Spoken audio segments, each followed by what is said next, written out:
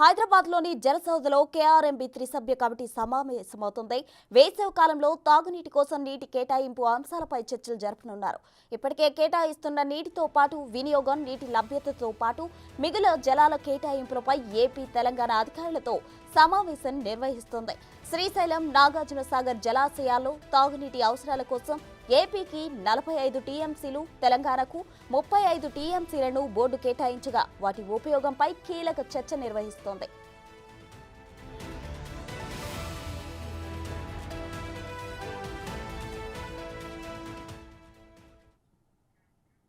హైదరాబాద్లో నీటి సరఫరాకు సంబంధించి త్రిసభ్య కమిటీ చర్చ జరగబోతోంది. దీనికి సంబంధించిన అప్డేట్స్ మా ప్రతినిధి రామ్ ప్రసాద్ అందించడానికి సిద్ధంగా ఉన్నారు. చెప్పండి రామ్ ప్రసాద్.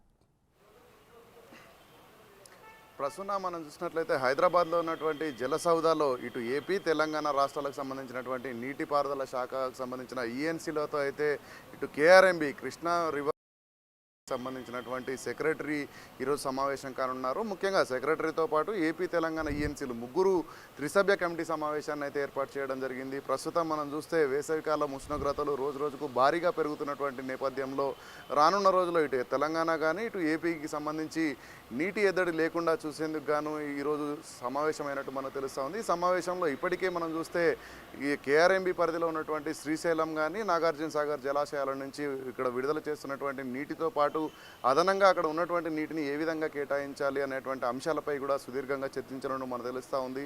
ముఖ్యంగా ఇప్పటికే చూస్తే ఆంధ్రప్రదేశ్ రాష్ట్రానికి 45 టీఎంసీలతో పాటు తెలంగాణకు 35 టీఎంసీల నీటిని కేటాయిస్తున్న నేపథ్యంలో రానున్న రోజుల్లో నీటి అవసరం ఏ విధంగా ఉండబోతా ఉంది, ఎక్కడ కూడా త్రాగునీటికి ఇబ్బంది లేకుండా చూసేందుకైతే ఇరు రాష్ట్రాలకు సంబంధించి ఇటు కేఆర్ఎంబీ తీసుకోవాల్సినటువంటి నిర్ణయాలపై అక్కడ ఉన్నటువంటి అవసరాలను కూడా అంచనా వేసే విధంగా అయితే ఈరోజు ఏదైతే కేఆర్ఎంబీకి సంబంధించినటువంటి సెక్రటరీ రాయపురేతో అయితే సమావేశం జరుగుతోంది. ఈ యొక్క సమావేశంలో తెలంగాణ ఈఎన్సీ అనిల్ కుమార్తో పాటు అదేవిధంగా ఏపీ ఈఎన్సీ నారాయణ రెడ్డి కూడా సమావేశంలో పాల్గొనున్నారు. ఈ యొక్క సమావేశం మరికొద్దిసేపట్లోనే జలసౌధలో ఉన్నటువంటి 5వ అంతస్తులో అయితే ఈ సమావేశం ప్రారంభం కానుంది. ఈ యొక్క సమావేశంలో సుదీర్ఘంగా త్రాగునీటి ఎద్దడితో పాటు ఇప్పటికి కేటాయిస్తున్న జలాలు కాకుండా మిగులు ఏదైతే జలాలు ఉంటాయో కేఆర్ఎంబీలో ఇటు నాగార్జునసాగర్ డ్యాంలో కానీ అదేవిధంగా శ్రీశైలం డ్యాంలో ఉన్నటువంటి నీటిని మరి ఏ విధంగా ఉపయోగించుకోవాల్సినటువంటి అవసరాలకు సంబంధించి అయితే సుదీర్ఘంగా గంట పాటు చర్చించనున్నట్లు ఉంది. ముఖ్యంగా ఎండాకాలాన్ని ఎదుర్కోవడమే లక్ష్యంగా ఇరు రాష్ట్రాల అధికారులతో అయితే సమావేశం నిర్వహించిన నేపథ్యంలో ఇప్పటికే తెలంగాణ రాష్ట్రానికి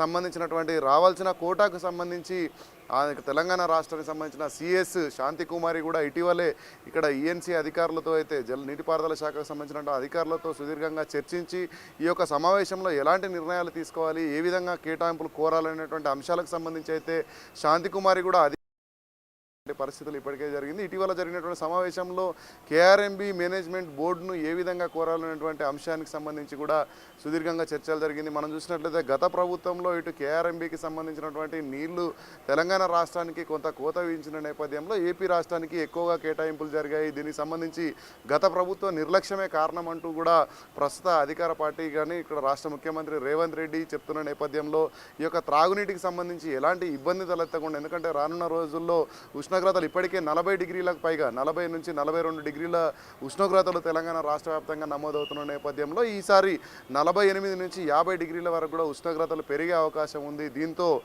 ఏ విధమైనటువంటి చర్యలు తీసుకోవాలి, త్రాగునీటికి ఎలాంటి ఇబ్బంది లేకుండా రాష్ట్ర వ్యాప్తంగా ఇటు హైదరాబాద్ చూసుకున్నప్పటికీ అదేవిధంగా రాష్ట్రంలోని అన్ని ప్రాంతాలలో ఎక్కడైతే కేఆర్ఎంబీ పరిధి విస్తరించిందో ఆ ప్రాంతాలకు నీటిని ఏ విధంగా చేరాలి, ఎన్ని టీఎంసీల నీటిని కోరాలనేటువంటి అన్ని అంశాలపై కూడా ఇప్పటికే సిఎస్ శాంతికుమారి కూడా ఇటు ఈఎన్సీ అనిల్ జరిగింది.